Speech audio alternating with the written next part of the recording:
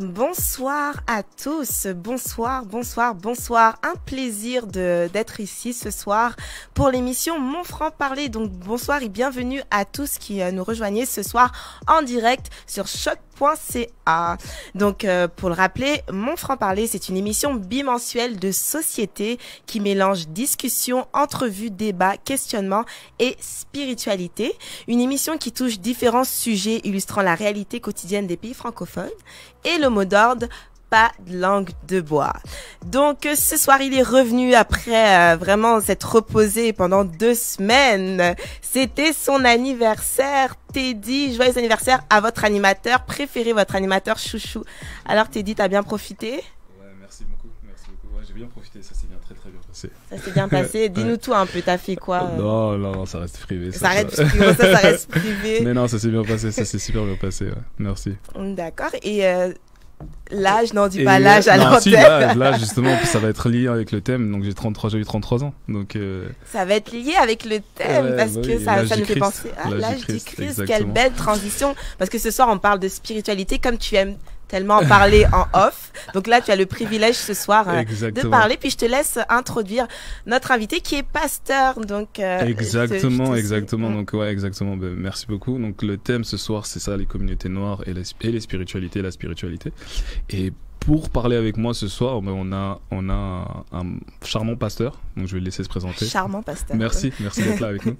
Mais l'introduction. Wow. Attends, je vais allumer son micro. Donc oui, alors parfait, on m'entend bien, tout est beau. Good. Alors oui, je me présente, avant tout, mon nom est Manfred Gentil, pasteur Manfred Gentil. Et avant même d'aller plus loin, je crois que c'est intéressant de mentionner que je suis vraiment content que je sois là pour indirectement célébrer ton anniversaire. Alors je prie que tu auras de très bonnes nouvelles durant cette année. Merci beaucoup, j'apprécie.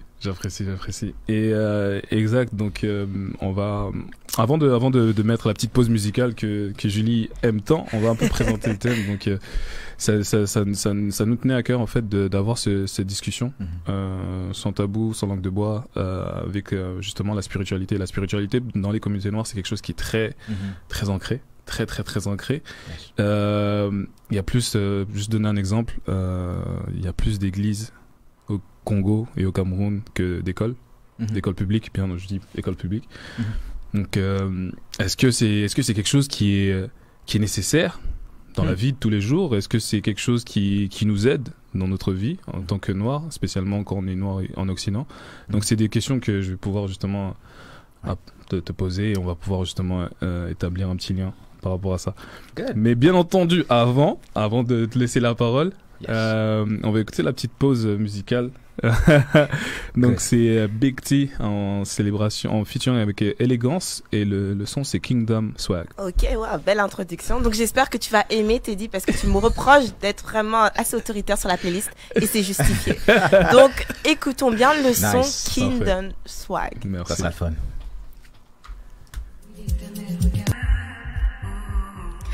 Kingdom Swag. Oh, quel son. Moi, j'ai aimé parce que j'ai vraiment aimé d'abord les paroles. Je trouvais que c'est intéressant. Donc, je vais réécouter ça. D'accord, tu vas réécouter ça, c'est ça. C'était pas mal. C'était plus que pas mal. C'était très bon. C'était excellent. D'accord, si tu veux. C'est surtout les sonorités. J'ai bien aimé les sonorités, donc je vais réécouter un peu plus.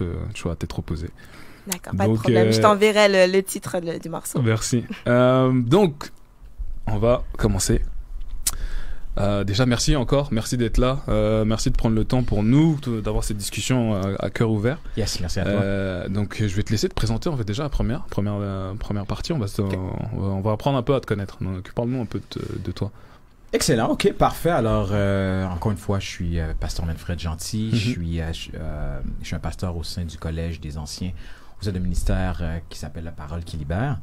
Et dans ma vie de tous les jours, ce que je fais, je suis un coach professionnel, un coach d'affaires spécialisé en productivité et performance pour les propriétaires d'entreprises. Nice. Okay. Alors, dans ma vie de tous les jours, j'aide les propriétaires justement à être plus efficaces au niveau de leur travail. Puis je te dirais, je suis marié, j'ai 2 enfants. Yep. Et je te dirais, je suis quelqu'un de très simple, passionné, quelqu'un qui aime étudier, quelqu'un qui aime apprendre sur les gens. J'essaie de plus être intéressé qu'être intéressant. Intéressant, ça. Ah, ça c'est intéressant, ça c'est intéressant. Parfait, merci. On a parlé un petit peu en off et tu m'as parlé justement, t'es pasteur, tu m'as expliqué que c'est depuis 2016. Yeah. J'ai une question à te poser. Moi, je t'ai déjà posé la question, mais tu m'as dit que c'était une vocation. Donc moi, je vais te poser la question, c'est est-ce qu'être pasteur, c'est une vocation ou en fait, ça a été une ambition professionnelle ou une opportunité, dans le sens où surtout en plus que tu travailles dans le business, tu gères, t'es dans ta vie professionnelle, t'es un peu plus dans le business, donc tu sais un peu, parfois il y a des opportunités qui arrivent et donc on les saisit. Est-ce que ça a été, comment ça s'est passé en fait pour toi, dis-moi? Mais de un, ça n'a jamais été une ambition personnelle. Ça, je le dis clairement, j'ai jamais voulu. Ça n'a jamais été un désir, ça n'a jamais été une intention propre pour moi de pouvoir avoir ce titre de pasteur. Okay. Même lorsque je l'ai su, lorsque ça devenait de plus en plus clair, cette vocation-là, j'étais dans l'étonnement. J'étais étonné de savoir cela. Mais encore une fois, l'une des croyances que j'ai, l'une des convictions que j'ai, c'est que celui qui m'a créé, le créateur, lorsqu'il crée quelque chose, c'est comme quelqu'un qui créerait, par exemple, la personne qui a créé l'iPhone, il sait exactement qu'est-ce qui devait être à l'intérieur. Je veux dire, il y avait une intention claire par rapport à ce qui devait être à l'intérieur. Mais c'est de la même manière que ma conviction est que celui qui a créé Manfred Gentil sait qu'est-ce qu'il allait devenir. So, évidemment, là, je sais qu'on va en parler, mais je sais que aussi, lorsqu'on parle de pasteur, on parle aussi, il y a différentes ambitions que les gens peuvent avoir, différentes motivations que les gens peuvent avoir. Je sais qu'on va en parler, surtout dans certaines régions du monde, lorsqu'on a ce titre de pasteur-là, il y a des choses qui viennent avec. Exactement. So, je suis pas naïf à ce point-là pour penser que non, ça existe pas ces choses-là, ça existe. Et mais pour répondre à ta question de manière directe, moi je crois que c'est une vocation. Ok, parfait. Et écoute, tu l'as dit, tu travailles à côté. Et quand on en parlait avec Julie, elle me disait, mais tu sais, il y a beaucoup de pasteurs qui travaillent. Elle m'a dit, j'ai dit beaucoup de pasteurs qui travaillent. Donc j'avais du mal à y croire. Mais parce que moi, justement, de ce que j'ai pu voir, de ce que j'ai pu connaître, la majorité des pasteurs, c'est vraiment une entreprise. Quand je dis entreprise, c'est vraiment étant donné, puisque je travaille dans le domaine d'entrepreneuriat, c'est vraiment une entreprise. La manière dont ils gèrent leur église, c'est une entreprise. Dans le sens où je sais pas comment les appeler, mais les personnes qui viennent, c'est des clients et c'est en termes de chiffres. C'est en termes de chiffres. Donc quand tu vois ça, est-ce que déjà ça te parle ou est-ce que tu en connais? Qu'est-ce que tu penses de ça? OK, mais qu'est-ce que je pense de ça? De un, une église n'est pas forcément une entreprise. Ça, c'est à prime abord, juste de manière légale. De manière légale, une église n'est pas une entreprise. Tu comprends, à but lucratif. Ça ne l'est pas. C'est un organisme à but non lucratif.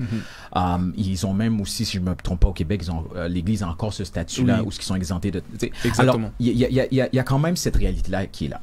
Maintenant, au niveau de la manière, de manière opérationnelle, comment que c'est géré, comment que c'est fait, tout dépend de la gouvernance, tout dépend du leader, tout dépend de comment que le leadership voit les choses.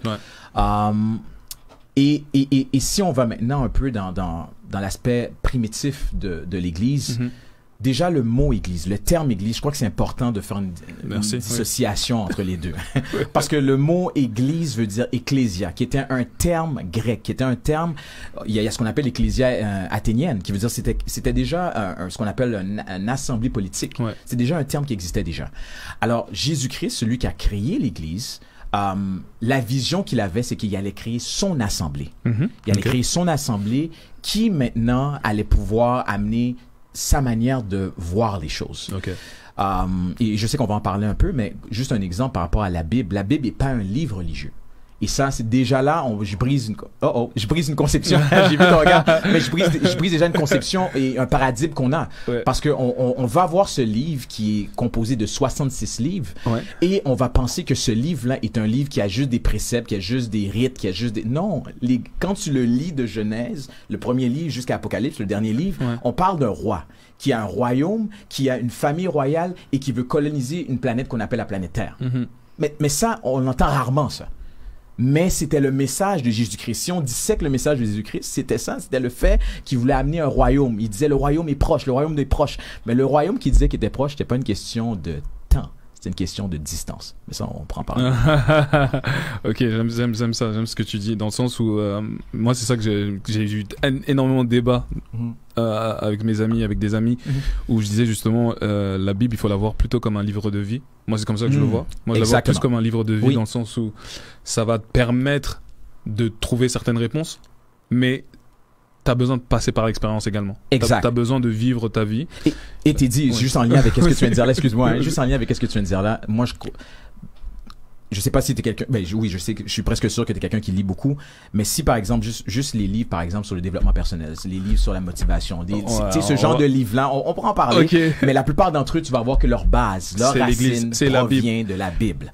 Ouais, ok. Non, mais pourquoi je t'en parle, excuse-moi, mais pourquoi je t'en parle, c'est juste pour te montrer l'aspect pratique de la Bible, parce que souvent on oublie que les plus grandes sociétés, moi je parle en termes entreprises, institutions, les plus grandes sociétés souvent, si tu vas dans l'aspect moléculaire de l'entreprise, tu vas voir qu'ils utilisent des principes bibliques, sans même des fois qu'ils sont conscients ou pas. Ouais. Ah, ok.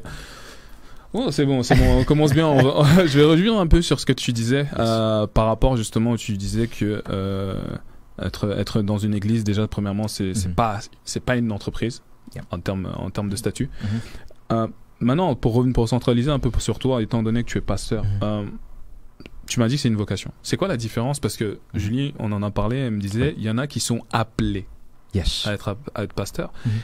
C'est quoi la différence entre être appelé et vouloir être? Wow, ok, t'as dit c'est un Top Gun là. That's good. J'aime la question.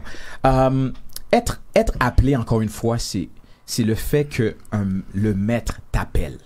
Ok, faut comprendre que lorsqu'on parle de la spiritualité, on parle du monde de l'esprit. Ok, qu'on y croit ou pas, on parle du monde de l'esprit.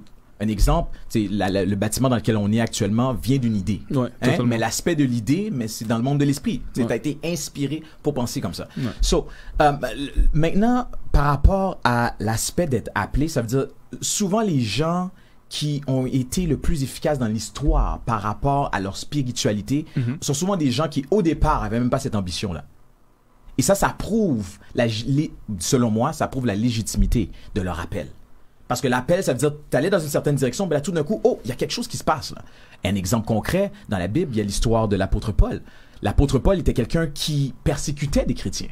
C'est quelqu'un qui est un entre guillemets un meurtrier. C'est quelqu'un justement, il était parmi ceux qui avaient participé dans la lapidation de quelqu'un qui s'appelait Étienne. Le diacre Étienne. Ici, l'aspect de l'appel est vraiment important. Mais maintenant, l'aspect que tu me dis de l'ambition, les gens, faut comprendre, on fait affaire avec des êtres humains. Totalement. Et où ce qu'il y a l'homme, il y aura toujours l'hommerie. Fait que le fait que l'hommerie. J'aime bien. Le fait qu'il y a des hommes ils voient des opportunités, parce qu'il y a des opportunités derrière ça. Il y a le fait qu'il y a des gens qui vont t'applaudir, il y a des faits que tu peux avoir, il y a différentes choses qui font en sorte que quelqu'un maintenant va être motivé à aller dans cette ambition-là. Moi, je crois que la plupart du temps, avec le temps, on voit la vérité. Dans le sens que quand tu dis merci, quand tu dis on voit, c'est qui on, c'est quoi, c'est parce que il y a des gens qui vont il y a des gens qui vont avoir l'envie en fait, donc vouloir être, chercher à être, sans vouloir être appelé ou quoi que ce soit. Eux ils veulent, c'est-à-dire qu'ils se lèvent le matin et disent non, moi je veux être. Exact. Et au final, donc on va dire peut-être, après je sais pas, je suis pas là pour juger, mais on va dire que peut-être ils partent avec une intention qui est très égoïste. Exact. D'accord. Ils partent avec une intention qui est très égoïste, et peut-être avec le temps, comme tu dis, on va voir, ils se rendent compte que ils ont pas envie de ça et ils changent. donc au final, ça veut pas forcément dire que, comme tu dis, avec le temps, mais le temps peut justement te donner tort, comme peut te donner raison. Donc c'est qui on va voir et qu'est-ce qui va faire en sorte que on voit. Tu vois ce que je veux dire? Parce que vas-y. Oui, mais c'est très intéressant ce que tu viens de dire là. Justement, il y a un proverbe africain qui dit que le temps révèle les vérités. Et qu'est-ce que j'aime avec ce proverbe-là, c'est que à un moment donné, la personne qui avait décidé d'aller dans cette route-là par ambition, qui avait décidé d'aller dans cette route-là avec un désir, entre guillemets, de fausseté, mais à un moment donné, ça va se paraître. parce que les épreuves de la vie, les différentes situations, encore une fois, il y a le monde spirituel, il y a pas juste des bons, il y a le mauvais. Il y a différents facteurs qui vont amener maintenant à ce que si t'es faite de bois, on va voir si t'es faite de bois. Je suis d'accord, je suis totalement d'accord avec toi. Et voilà, c'est là où justement on rentre un peu dans la partie la plus importante, c'est le temps révèle les vérités ou bien révèle toujours. D'accord? Le temps gagne à la fin de la journée. C'est pas nous qui le maîtrisons. Si on regarde en termes d'impact que la spiritualité ou bien les religions, les rites religieux ont dans les sociétés, dans les communautés noires, l'impact qu'elles ont et le résultat, on va dire entre guillemets, donc c'est-à-dire l'importance qu'elles ont et le résultat, c'est-à-dire le outcome comme on dit, genre moi aussi je suis dans ce domaine-là, c'est-à-dire qu'il y a l'input, donc vas-y, qu'est-ce qu'on met et qu'est-ce qu'on en retient. Exact. Est-ce que sincèrement, tu penses pas que justement ces rites religieux, ces religions, ces églises, ces monastères, enfin ces temples, tout ça sont pas là pour nous desservir à la fin de la journée? Quand on voit en fait l'importance qu'on y met et quand on voit en fait dans le monde dans lequel on vit ce qu'on en tire. Ok, c'est une excellente réflexion. Desservir, non. Moi, je crois que ces institutions-là on fait de bonnes choses, que ce soit de manière caritative, comme si de manière aussi philanthropique. Je crois que l'Église en tant que telle, en termes d'institution, a fait beaucoup de choses à la société. Que ce soit de manière historique, de manière économique, l'Église a quand même fait beaucoup de choses positives. Okay. Maintenant, lorsqu'on parle d'Église, moi je crois que c'est important aussi de faire la nuance.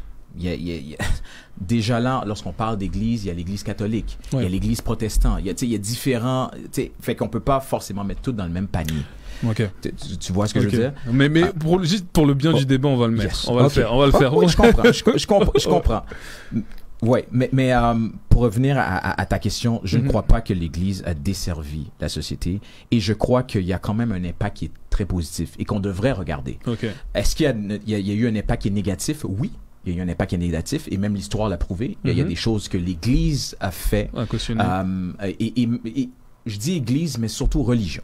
Je crois que je vais utiliser le terme religion. Que la religion a posé durant l'histoire. Durant l'histoire, on peut voir qu'il y a eu des choses que la religion, en termes, est devenue un instrument politique pour pouvoir contrôler des gens. Totalement. Et c'est là justement, c'est là où justement je m'emmène, dans le sens où, regarde, tu m'as dit tu viens d'Haïti. D'accord? Haïti, on va pas se mentir, c'est un pays qui est très spirituel, pour rester large, n'est-ce pas? Qui est, dans sa pratique, c'est très spirituel. Quand tu vois le pays de l'Haïti, justement, qui est un pays encore, on appelle ça en voie de développement, où la pratique spirituelle, la pratique religieuse même, est très importante, où tu vois les conditions de vie qui sont en déclin spécifiquement dans ce pays-là, où la majorité de la population est noire. Et tu vois dans un pays comme le Canada, pour donner l'exemple du Canada, où justement, que tu le veuilles ou non en vrai, la majorité des personnes se détournent de ces religions-là. Et dans cette société dans laquelle on vit, je suis pas en train de faire l'apologie, mais dans cette société dans laquelle on vit, on va dire qu'on vit plus ou moins bien. Je parle pas de nous, communauté noire, je parle de généralement les gens. Donc quand on voit justement, tu me parles de justement où l'église, enfin la religion a fait du bien, est-ce qu'elle fait du bien ou elle a fait du bien et justement ce bien qu'elle a fait, maintenant on essaie justement de s'en détourner ou justement on vit là-dessus? Oui, elle fait du bien. Moi, je crois que de manière présente, elle continue à faire du bien. Est-ce que maintenant, elle peut faire plus? Oui. Maintenant, OK. Parce que ta question est quand même assez elle est large. Assez large. Tu sais quoi, je vais plus la centraliser. Regarde. Je vais vraiment la pratiquer, exactement. De la rendre pratique pour toi. Écoute, tu travailles dans un domaine qui est très pragmatique. Oui, exactement. Très, très pragmatique, très cartésien. On a besoin d'un résultat. On a ce qu'on a. On voit la situation. On a besoin d'arriver à ce résultat-là. Est-ce que tu penses que, pour parler de la société haïtienne, est-ce que tu penses que la pratique religieuse nous aide actuellement, je parle au présent, ou pas dessert parce que tu l'as déjà dit, tu as dit que tu pensais pas, ou nous aide beaucoup moins que ça devrait être, versus une société blanche où la pratique religieuse n'est plus aussi présente, et là où on est bien. Vas-y. OK. Par rapport à Haïti, je crois que on peut pas ignorer la réalité politique, la réalité géopolitique, la réalité historique, la réalité économique de la région. Il y a différents facteurs qui font en sorte qu'on ne peut pas forcément juste, entre guillemets, stigmatiser l'aspect spirituel et maintenant que ça soit une causalité par rapport à la situation d'Haïti. Okay. Mais, tu sais, juste par exemple, les conditions de vie, parce que tu as fait le comparable avec, exact. Par exemple, les sociétés occidentales. Exactement, l'un des facteurs qu'on doit remarquer avec l'un des facteurs, ou plutôt les facteurs qu'on remarque avec ces sociétés-là, que ce soit l'Australie, que ce soit le Canada, que ce soit même les pays scandinaves, faut comprendre que ces endroits-là, ils ont une stabilité politique et économique qui est quand même assez stable. Ils ont une sécurité quand même économique, financière. Les institutions sont bien établies. L'aspect de sécurité est là, l'aspect de vouloir investir est là, l'aspect au niveau revenu est là. Fait qu'il y a différents facteurs qui font en sorte que la prospérité peut éclore là. Mais lorsqu'on va dans des sociétés comme celui d'Haïti ou même dans plusieurs pays africains, l'une des choses qu'on va constater, c'est le débalancement. On va constater justement la corruption, on va constater différents facteurs qui malheureusement sont pas là, dont surtout les institutions et leur fragilité. Ok. Est-ce qu'elles sont pas là parce que justement la réponse à chaque problème c'est je vais prier? Ou est-ce qu'elles sont pas là parce que... Non, je crois pas que c'est ça. C'est sûr et certain. Ok. Je vais aller dans le concret. J'ai fait exprès. Ouais, mais puis c'est bien. Non, j'ai vu que tu as regardé Julie, c'est correct. En passant, la prière est efficace. Moi, je reste à croire que la prière, moi personnellement, dans ma vie personnelle, je sais qu'on n'aura pas le temps d'en parler, mais je sais que la prière est efficace. La vie de mes parents, lorsque je regarde la vie de mes parents, de ma parenté, je veux dire, la prière a vraiment amené beaucoup de choses. Même pour la société haïtienne, quand je pense juste à ce qui s'est passé en 2010 avec le tremblement de terre. Je veux dire, si c'était pas leur spiritualité, il y a beaucoup de choses qui seraient passées outre. Mais est-ce que je dis maintenant que ça a solutionné tous les problèmes? Non, je dis pas ça.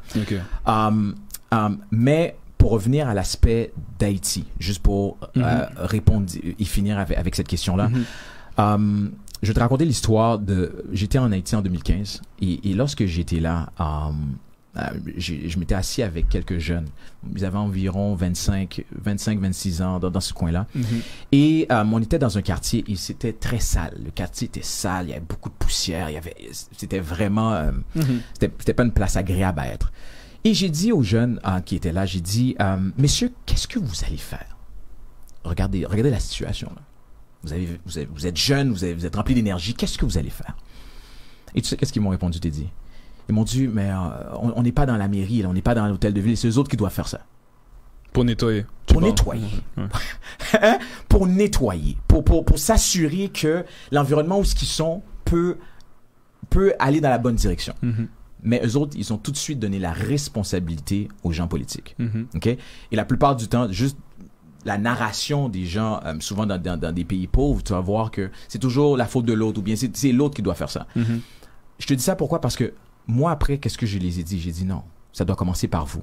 Et comment ça commence par vous? C'est par l'éducation.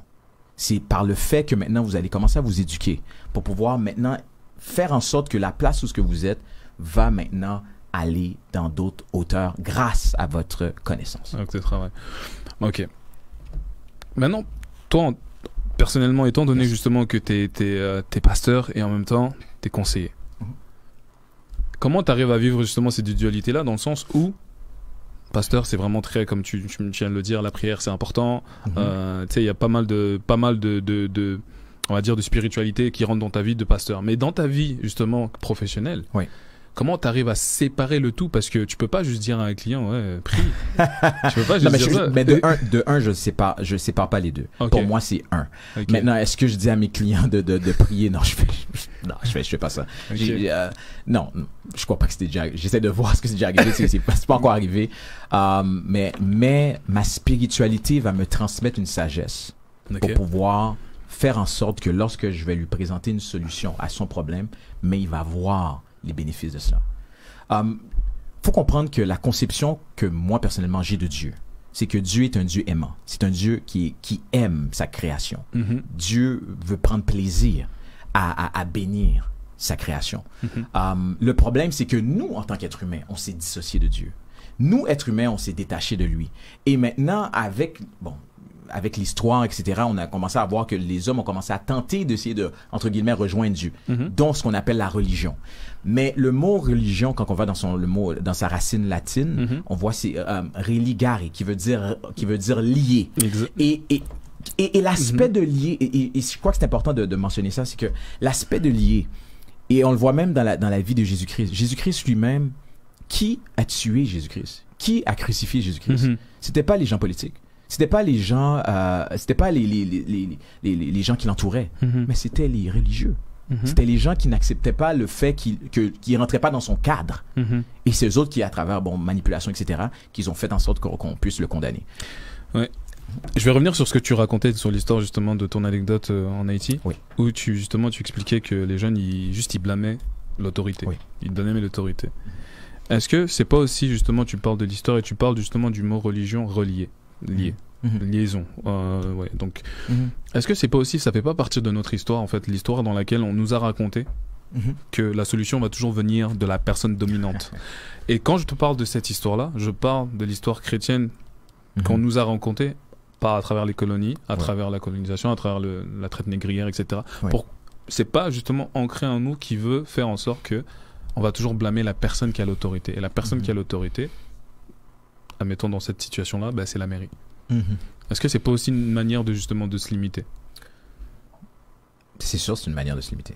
C'est sûr, c'est une manière de pouvoir trouver la voie facile. Et c'est pour ça que c'est pour ça que je les ai conseillé ça. J'ai dit non, c'est trop facile de juste dire ça. Vous, qu'est-ce que vous allez faire?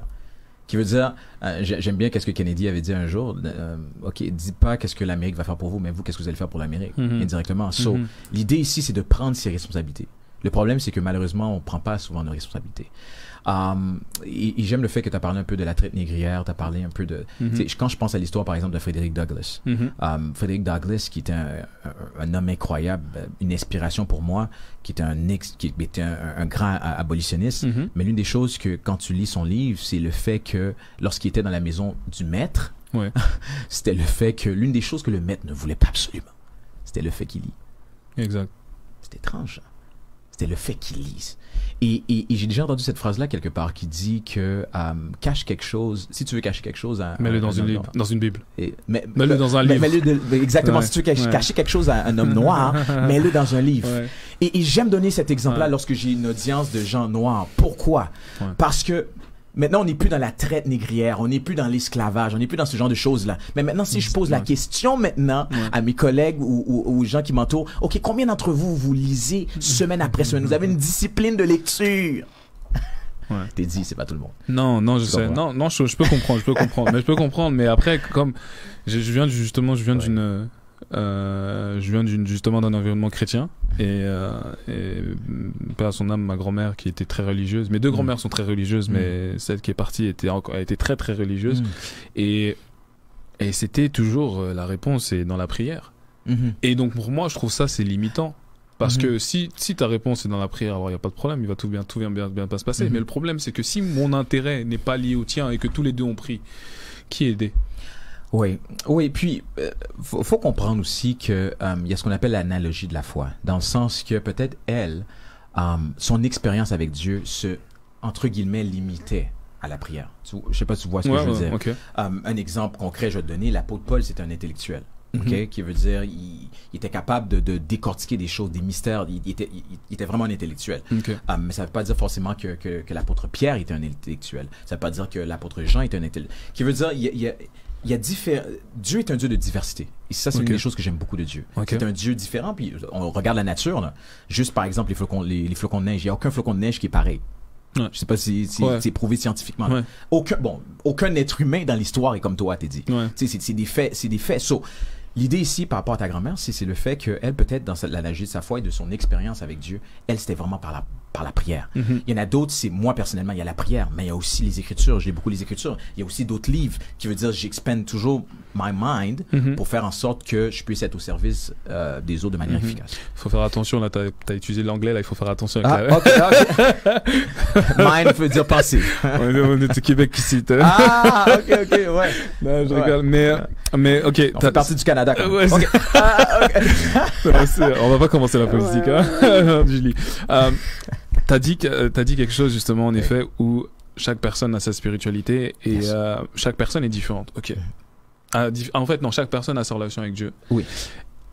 J'ai une question à te poser parce que ça, je vois beaucoup, je règle ma vie, mais je vois beaucoup en fait, je vois beaucoup de choses par le prisme de la couleur parce que en réalité, qu'on le veuille ou non, ça fait une différence.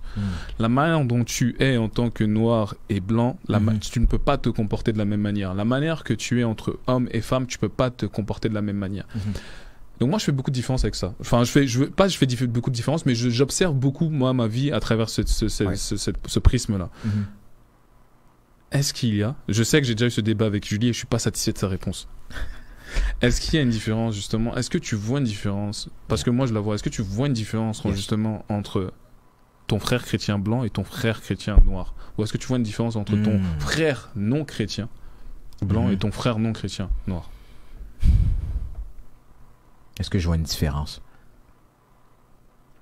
Moi, personnellement, non. Ça, c'est moi. Encore une fois, ça, c'est moi. J'essaie pas d'être politiquement correct en passant. Je vais pas... j'ai pas de campagne politique. T'as pas d'agenda secret. Exactement. J'ai rien à prouver. J'ai rien à... Alors, je vois pas forcément de différence. Et pourquoi? J'ai beaucoup aimé le terme que tu as utilisé quand tu as parlé de prisme. Moi, comment que je vois les choses? Okay? Les lunettes que j'utilise. Lorsque, par exemple, moi, j'ai des clients qui sont de différentes nationalités. C'est pas juste des Noirs, j'ai Québécois, j'ai différentes nationalités. Totalement. Lorsque je rencontre la personne, je regarde pas la personne selon son enveloppe. Je regarde la personne selon son essence. Pourquoi que nous, on est Noirs? On est Noirs parce qu'on a grandi en Afrique. Qui veut dire, il y a cette région-là. Mais si on aurait été dans d'autres régions, on aurait été... Tu comprends ce que je veux dire? Totalement. Mais l'essence même de la personne, l'esprit de cette personne-là, a aucune couleur. Fait que moi, je me focalise plus sur cet aspect-là que sur l'aspect de l'enveloppe. Parce que si je me focalise juste sur l'enveloppe, là, maintenant, je rentre dans tout un aspect psycho, historique, etc.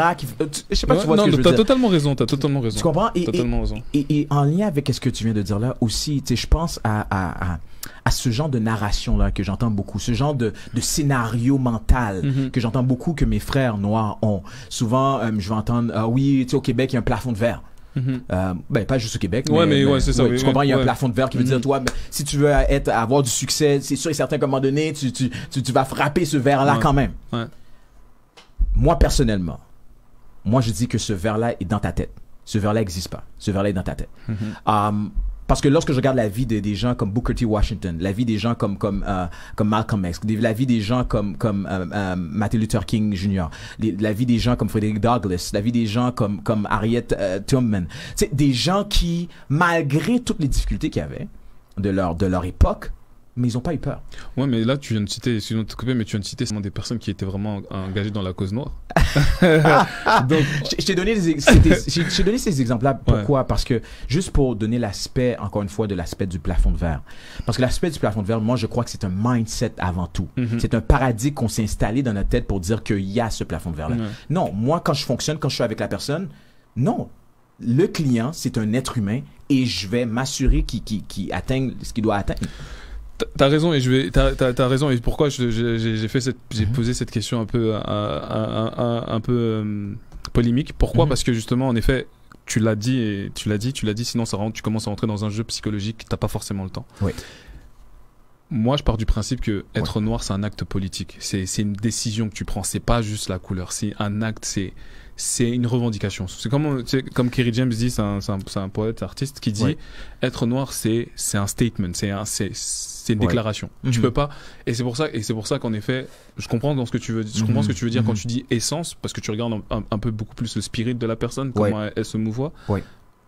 Et c'est là en fait, et je trouve que nous, en tant que noirs, il faudrait qu'on le fasse un peu plus pour essayer justement de regarder le spirit de nos frères noirs et faire en sorte qu'eux, ils s'élèvent. Et comme tu parlais justement de la lecture, etc. Mais moi, je pars du principe qu'il faut d'abord qu'on les aide, on s'aide entre nous.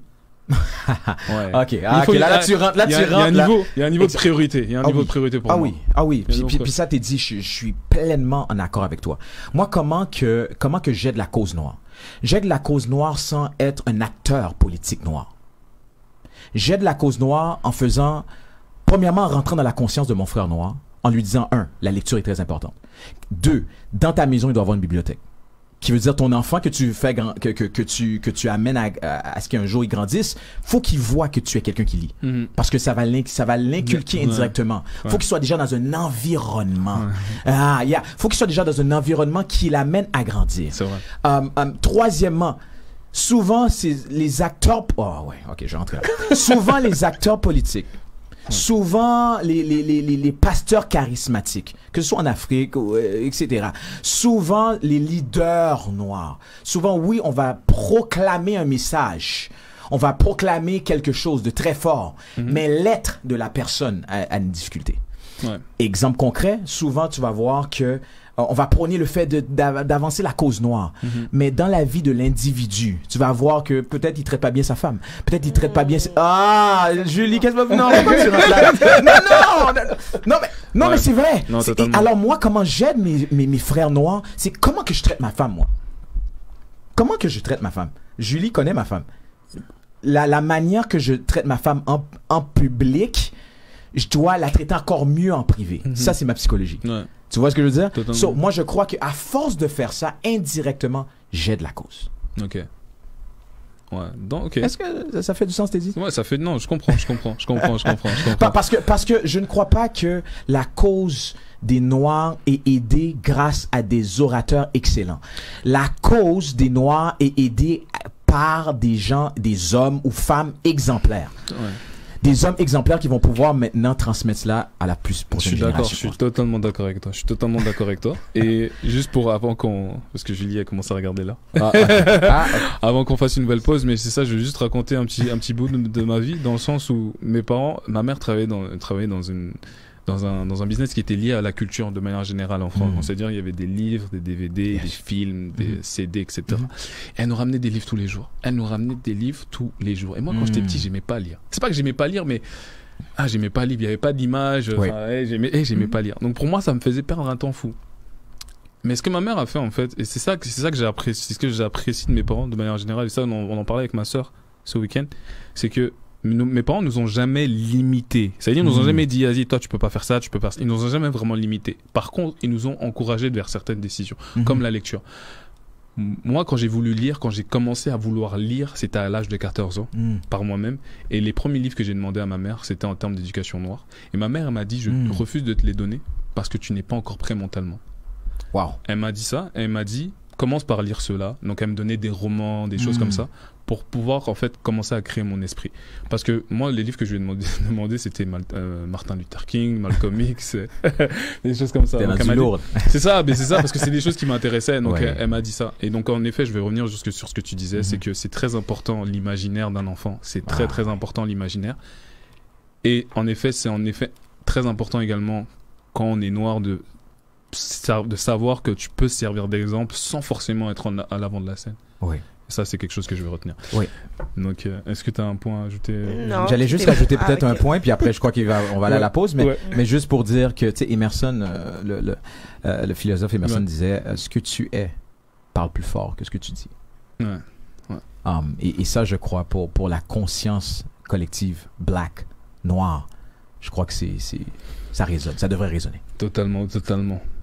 Petite pause. D'accord, je te laisse introduire. Donc c'est I du V. C'est U du V, c'est ça, avec 3 P.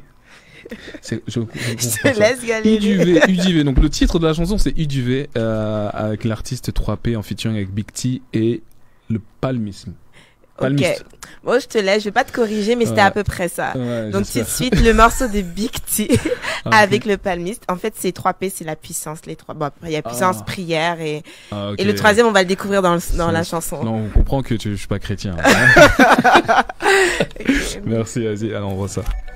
La prière, la puissance. Donc c'était Big T en featuring avec le spalmiste. Attends, j'ai fait exprès de couper ton micro pour pas que tu parles.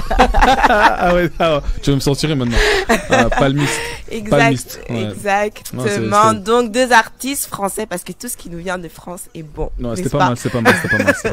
La parole, la puissance, c'est la prière, c'est ça? La parole, la prière, la puissance. Exactement. Ok. Donc c'est la troisième partie très courte, hein, la troisième partie, mais elle est importante. Elle est tout aussi importante. Oui. Elle est tout aussi importante parce que justement, j'imagine. Donc c'est ça. Tu m'as dit. Donc t'as ton église qui est située. Tu m'as dit Montréal, non, Saint-Michel. Oui, Montréal-Nord. Montréal-Nord, c'est ça exactement. Oui. Elle est située là-bas. Comment tu...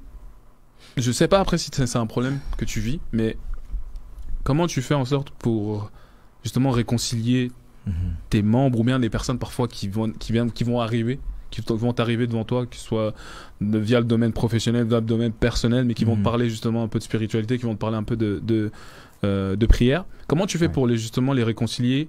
Comment tu fais pour réconcilier la communauté, donc les Noirs, avec justement cette partie de l'église, cette partie où c'est, je suis un pasteur, mais vous inquiétez pas, je suis pas là pour vous voler, je suis pas là pour parce que tu sais très bien que toutes les histoires qu'on entend. Comment tu fais justement? Est-ce que tu fais quelque chose en particulier ou juste vas-y, dis-moi. Excellent.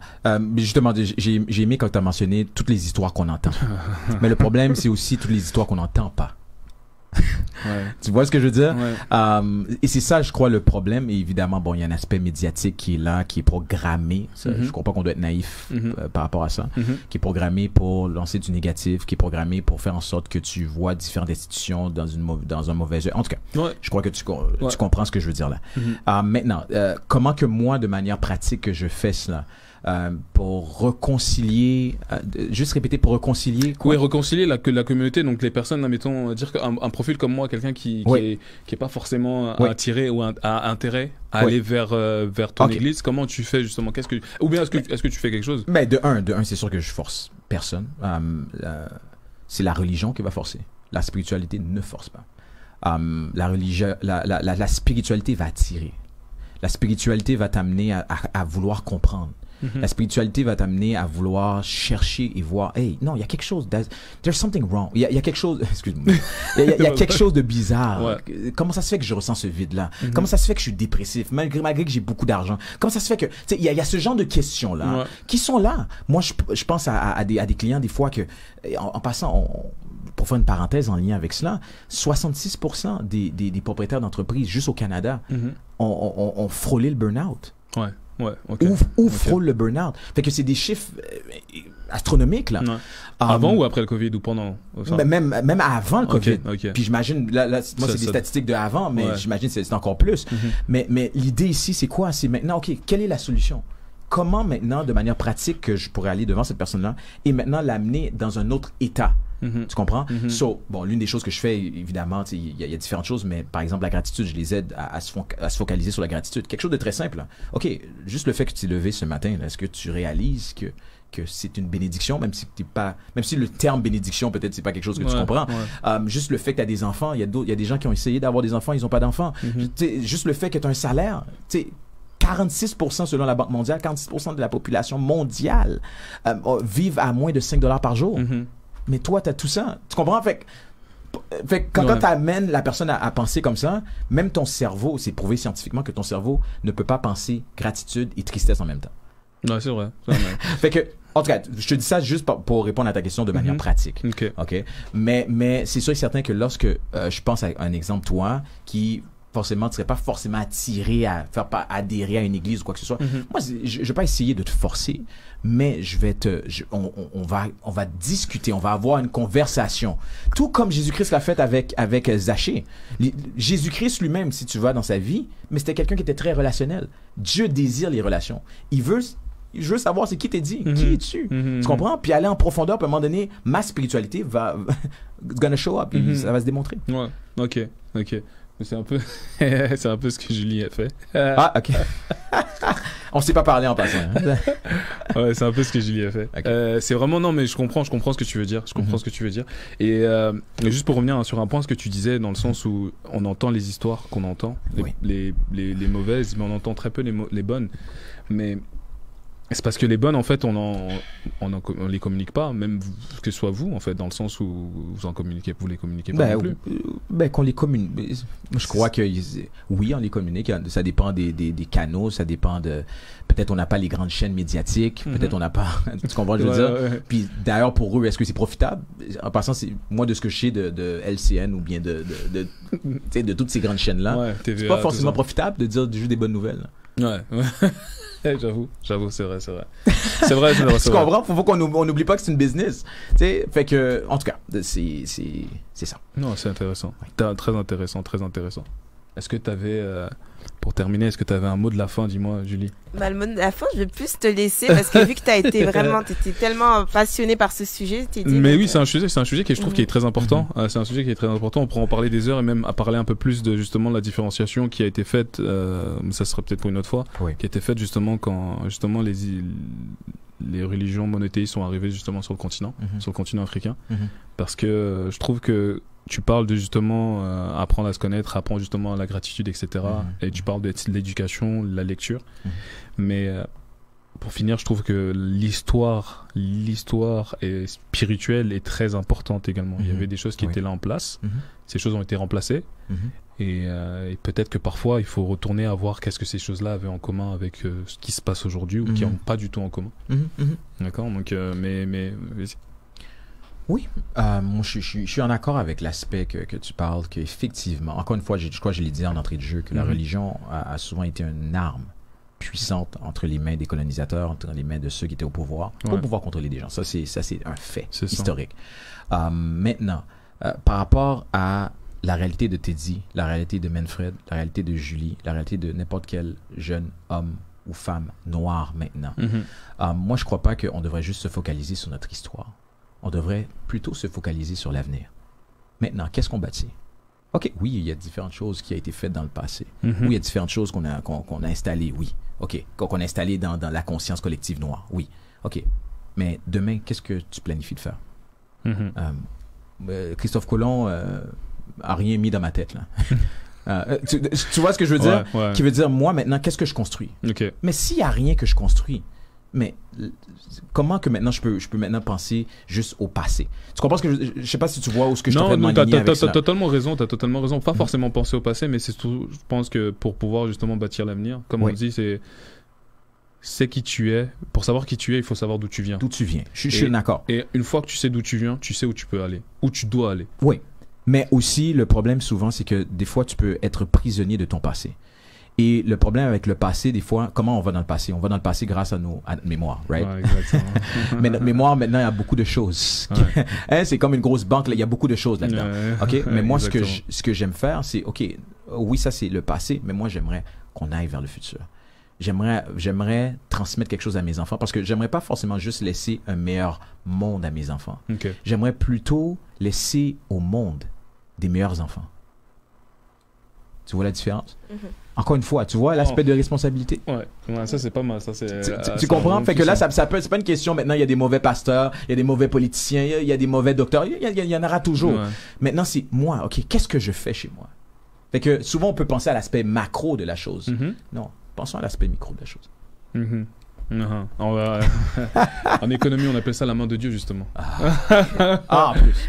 En économie, on appelle ça la main de Dieu. Mais en effet, je vais finir sur ce mot-là qui est très important, tu as dit. C'est au lieu de laisser un meilleur monde à nos enfants, essayons de laisser des meilleurs enfants au monde.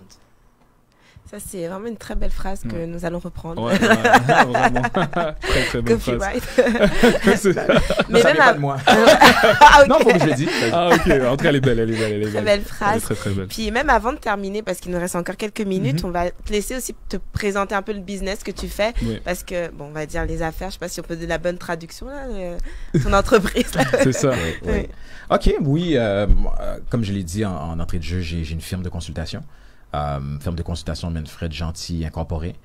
Et on pouvait trouver les informations à manfredgentil.com. Je suis sur LinkedIn. Je suis plus actif sur LinkedIn. J'ai aussi un Instagram Manfred Gentil, LinkedIn Manfred Gentil, Facebook aussi Manfred Gentil.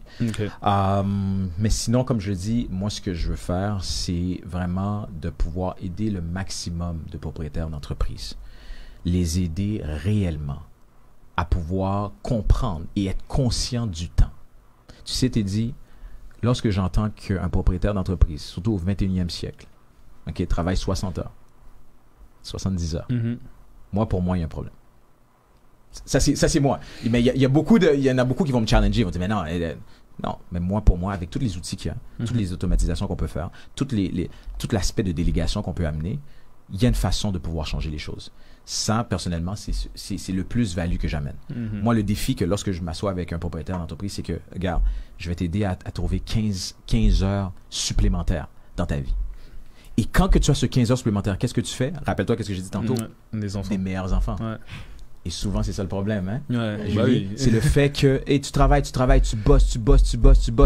Mais après ça, tes enfants, ta femme, tout ça, tous les effets collatéraux sont affectés. Exactement, ouais. Non, totalement. Ça, c'est important, ça. C'est-à-dire que tu leur fais pas forcément, c'est très bon, c'est la manière de voir aussi. C'est gagner du temps, mais gagner du temps, c'est gagner de l'argent aussi. Exactement. And time is not money.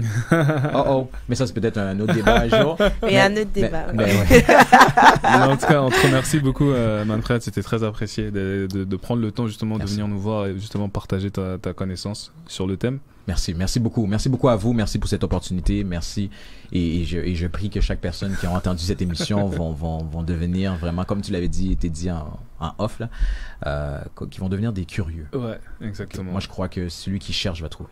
Exactement. Donc, c'est vraiment, on termine bien l'émission, puis ça nous amène aussi à penser à d'autres sujets pour les prochaines émissions. Exactement. Donc, si vous avez aimé, vous pouvez réécouter sur choc.ca. Puis on est encore en direct sur Facebook choc.ca. Donc, merci beaucoup d'être venu, Pasteur Manfred. Merci beaucoup, mon co-animateur Teddy. Merci. Alors, nous, on se retrouve dans 2 semaines, même heure, même adresse, comme on dit souvent. Exactement. Et je vous souhaite une excellente soirée. Puis méditez sur tout ce qui a été dit. Je trouve que ça a été vraiment des échanges très intéressants ce soir. Très, très bien. Alors, je vous souhaite une excellente soirée et reposez-vous. Puis, on a dit quoi? On a dit, Teddy, la phrase qui nous a marqué ce soir? Qui nous a marqué, c'est laisser des meilleurs enfants au monde versus de laisser un meilleur monde à nos enfants. Ouais. Exactement. Très, très bon. Aïe. Alors, merci à vous. Merci, bonne soirée. Bye bye.